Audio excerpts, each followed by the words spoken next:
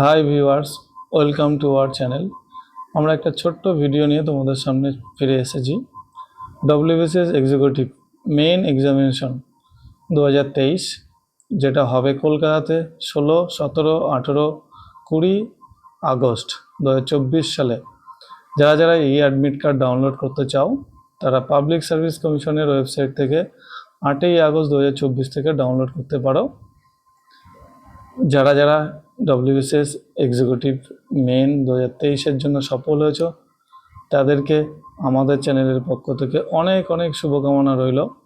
তোমরা খুব ভালোভাবে পরীক্ষা দাও এবং একজন সফল ক্যান্ডিডেট হিসাবে উঠে আসো, এটা আমাদের তরফ থেকে অনেক আশীর্বাদ এবং শুভকামনা রইল।